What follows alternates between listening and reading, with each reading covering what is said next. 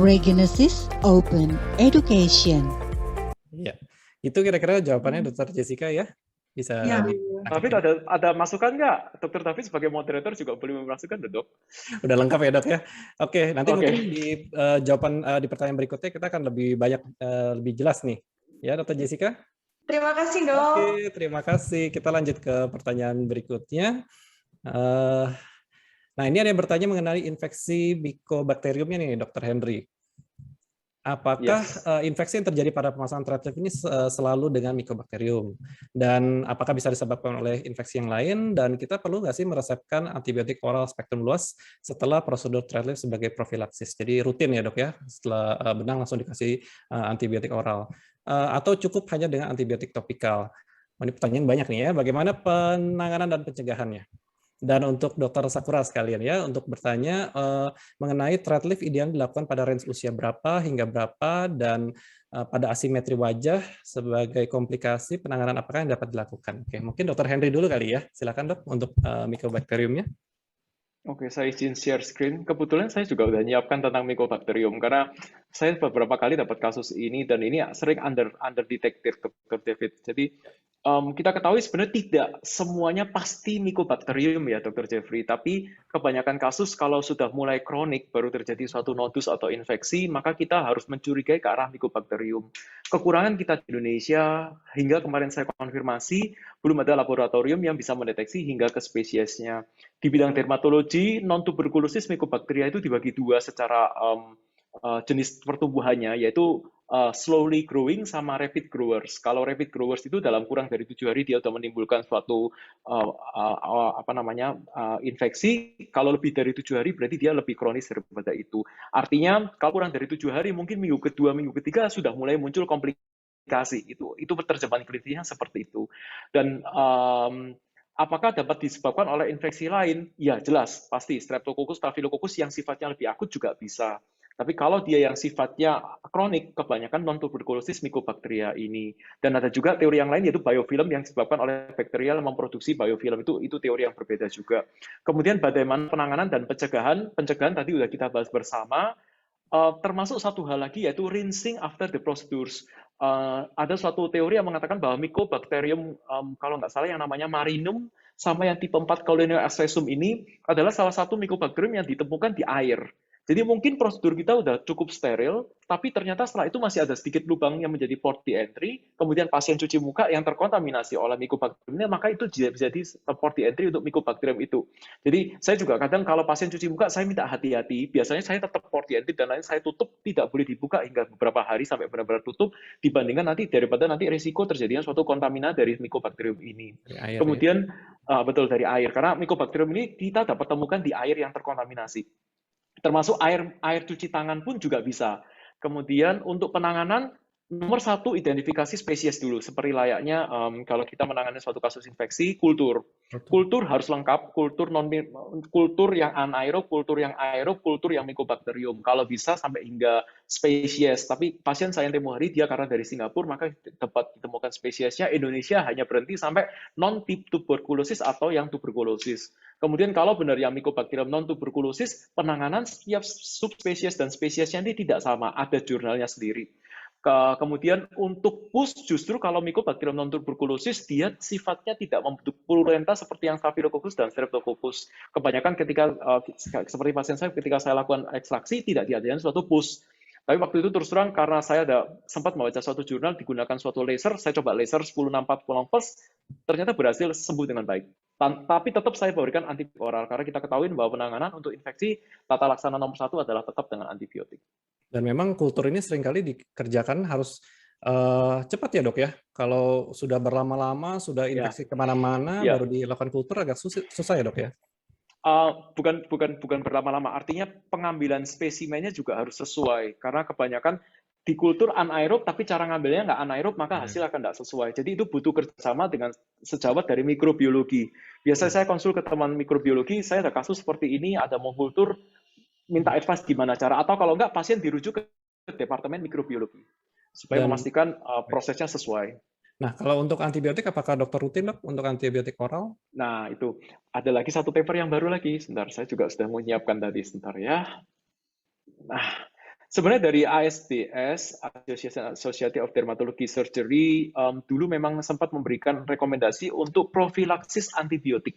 Jadi bukan setelah prosedur, tapi sebelum prosedur. Mungkin dari Dr. Sakura juga bisa membantu durante op ya dok ya. Nah, after operation kalau kita yakin sebenarnya semua tindakannya itu steril, lebih baik tidak perlu kita berikan. Tapi saya kembali lagi, ini custom case by case, patient by patient. Kita harus tahu bagaimana pasien kita, terutama kalau kita praktek di kota kecil, tidak semua pasien naik mobil, tidak semua pasien hidup dengan lingkungan yang bisa dia jaga sterilitasnya. Sehingga kalau memang dirasakan perlu, antibiotik oral setelahnya tidak ada salahnya untuk tetap diberikan. Tapi tetap bukan antibiotik yang utama, bagaimana infection prevention yang harus kita jelaskan kepada pasien. Baik. Ada tambahan untuk hal ini, Dr. Sakura?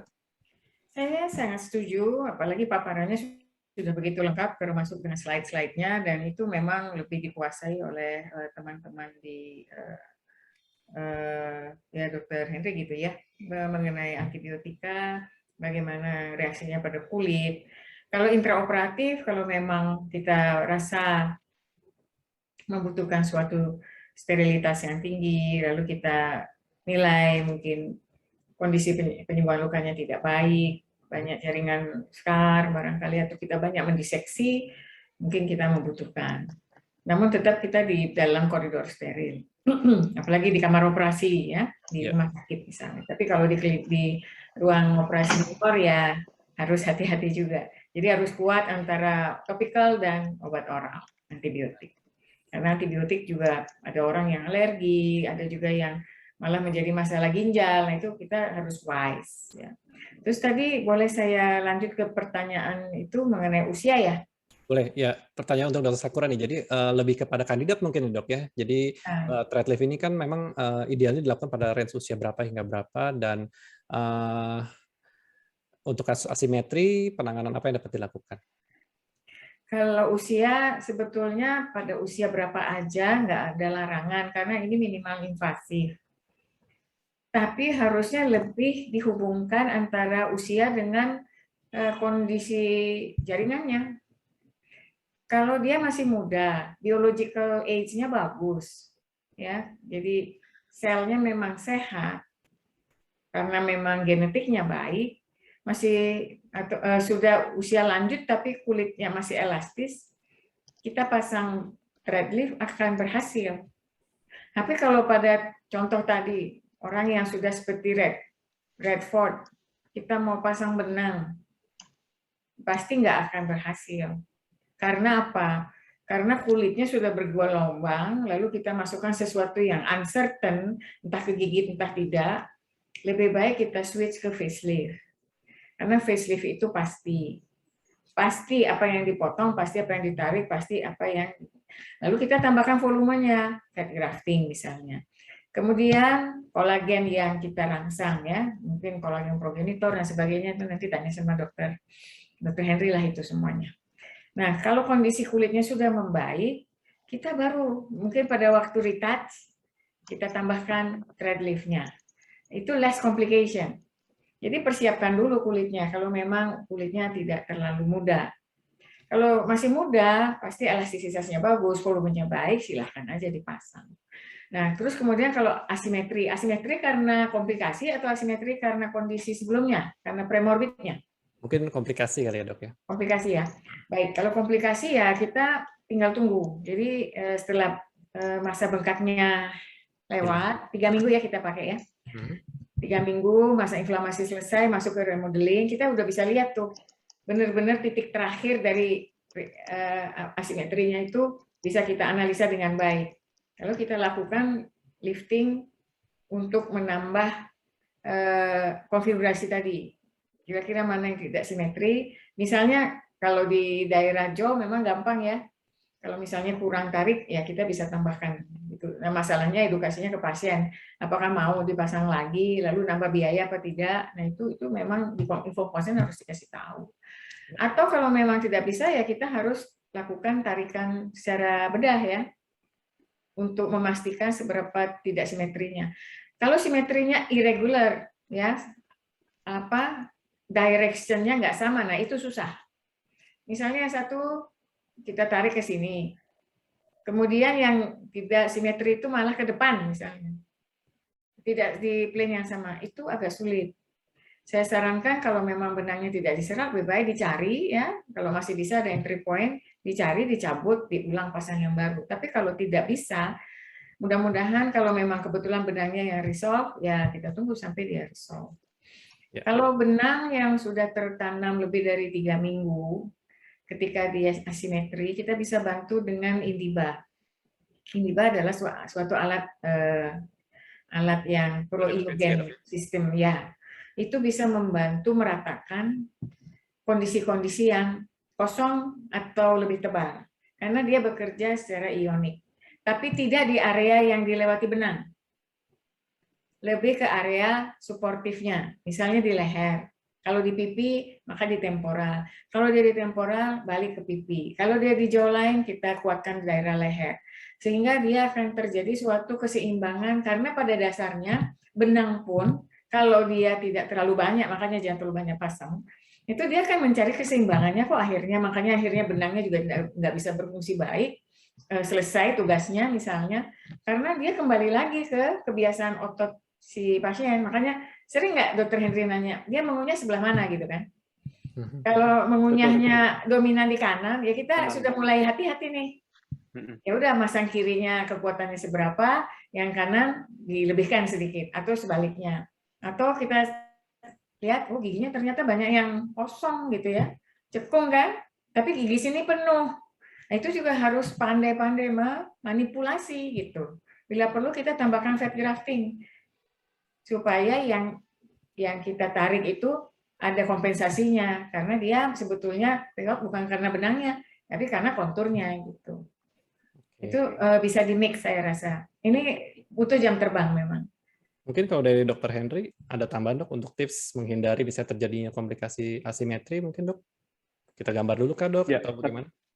Ya, tadi di slide sudah saya sempat informasikan bahwa desain yang nomor 1 ya. Jadi setuju dengan Dr. Sakura juga bahwa sebelum semuanya dikerjakan, seperti ibarat bangun rumah, desain nomor 1. Serta begitu udah mau eksekusi, ya sedapat mungkin semuanya harus tenang, pas, play-nya sesuai, dan lain-lain. Oke. Nah, semoga menjawab pertanyaan dari Dr. Sunarto tadi ya. Nah, berikutnya saya ingin bertanya pada Dr. Henry, komplikasi seperti apa yang dapat kita lakukan laser agar benang yang kita harapkan terpecah? Bisa nggak tuh dok dengan laser dan dengan panjang gelombang berapa? Dokter ada pengalaman dok memecahkan benang dengan laser? Kalau laser kok belum pernah ya dok ya? Kita ketahui sendiri sebenarnya kita nggak ngomong teknologi laser yang dulu, tapi kedalaman dari setiap device itu kan ada. Karena kita ketahui sendiri kalau laser, karena dia ada betul. Yang tadi saya contohkan adalah sebenarnya dengan MFUV. Jadi suatu benang yang memang dia migrating, kemudian ditembak dengan MFUV, kelihatan korpus benangnya. Ini menjawab pertanyaan Dr. Diki juga. Ini Dr. Diki juga tanya, jika pemeriksaan misal dengan USG atau Doppler, jika sekiranya dirasa pemasangan benang pada layer kurang tepat, nah memang kalau ternyata kita di device, karena kita ketahui dalam praktek kita nggak punya ultrasound.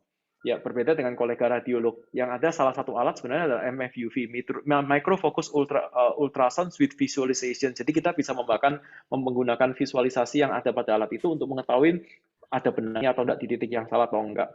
Tentu bermanfaat kalau bisa mengoperasikan alat ultrasound. Saya sempat mempunyai ide yang sama dengan Dr. Diki, rasanya bisa nih dicari pakai USG, tapi rasanya ide karena kita nggak punya alatnya. Tapi pada kasus yang tadi benangnya migrasi, itu ditembak dengan ultrasound, benangnya terkesan pecah, buktinya sudah nggak ada lagi produksinya. Berarti itu satu kali aja dok ya?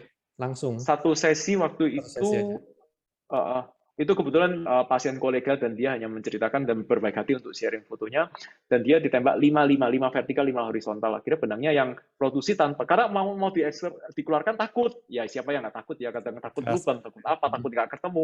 Betul kata Dr. Sakura bahwa kita nggak usah takut dengan benang.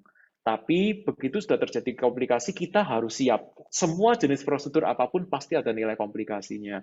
Nah, pasien ketika mau kita buka pun, kita diskusi dengan pasien, edukasi, kalau memang takut itu, ada MFUV dicoba, ya sudah, ternyata kebetulan berhasil. Baik ya, baik. Oke, terima kasih jawabannya Dr. Henry. Nah ini berikutnya saya ingin bertanya kepada Dr. Sakura dok, mengenai skin graft.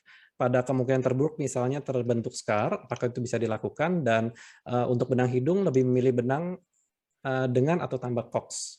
Jadi benang mungkin untuk hidung cox atau tanpa cox, Dok, kalau dokter sendiri. Tadi pertanyaan pertama skin graft ya? Skin graft, betul, Dok. Ya, bisa saja skin graft kulit kita bisa ambil di daerah yang mendekati warna kulit wajah, misalnya daerah belakang telinga, di leher, supaya tertutup sama rambut, bisa ditutup primer, skin graftnya bisa ditutup primer, donornya kemudian kita tempelkan setelah melakukan eksisi yang pas dengan kulit yang akan kita tanam. Kemudian kalau bisa dijahit dengan monokril ya, dengan monosin PDF bisa, PDS juga bisa, supaya dia tidak perlu kita angkat jahitannya. Namun kalau yakin ada hematom di bawahnya, lebih baik kita jahit intrapid supaya ada jalan keluar dari si hematom tersebut. Walaupun sedikit, tapi hematom itu juga mempengaruhi vitalitas take atau tidaknya si skin tadi. Karena skin itu harus betul-betul ketemu sama dasarnya. Kalau ada hematom di antara skin graft dengan donor area, maka akan ada penghambat untuk pembuluh darah bisa mencari jalan untuk menghidupi si kulitnya itu tadi kalau ada hematom. Jadi dia berenang-berenang di situ. Atau malah hematomnya menjadi keras, skinnya menjadi gagal tumbuh. Kalau benang yang boleh untuk hidung, karena saya tidak menyarankan untuk pasang benang di hidung, maka kok ataupun tidak, saya tidak menyarankan. Tapi kalau boleh sedikit, Dok, mungkin saya balik pertanyaannya, sering ketemu kasus komplikasi pada benang hidung ini, banyakan yang cox atau tanpa cox atau dua-duanya, Dok? Saya lebih sering ketemu kalau yang cox ya. Cox ya. Baik. Iya, karena kalau cox itu mungkin cengkeramannya beda, terus seperti Dr. Henry bilang kulitnya tipis. Jadi dia lebih cocok untuk kulit tebal. Saya rasa seperti itu. Dr. Henry bisa bantu saya jawab. Kembali lagi ketika kita ketahui, Dr. Sakura, bahwa hidung Asia beda dengan hidung bule. Hidung Asia ini struktur tulangnya juga lemah, beda dengan bule. Dr. Sakura mungkin juga nanti bisa menjelaskan kalau rinoplasti di orang bule dengan Asia itu struktur tulangnya bule itu dipapras dengan itu aja masih tebal, sedangkan Asia itu tipis. Itulah juga yang mengakibatkan kalau kita memasangkan benang, kita tetap butuh hanging. Jadi ini kayak San Francisco Bridge ya, ada pillars, kemudian ada kabel yang menguatkan. Nah, benang itu kan terus terang seperti kabel itu, Dr. David. Benang tidak akan kuat kalau tidak ada yang bisa mencengkram. Kita butuh yang mencengkram, tapi kalau yang mencengkram ternyata jenisnya kok dengan struktur yang tipis, dengan tulang yang tipis, ya otomatis stretch-nya akan visible. Dan kembali lagi, tisu iskemia pasti terjadi, resiko inflamasi kronis akan terjadi. Gitu. Jadi terutama kalau pasien hidungnya benar-benar yang benar-benar cuma tinggal nggak ada bone tingginya, cuma ada cupingnya tok, terus pingin supaya dia punya batang hidung, itu saya rasa struktur tidak akan terjadi dengan pemilihan benang jenis apapun. Regenesis Open Education.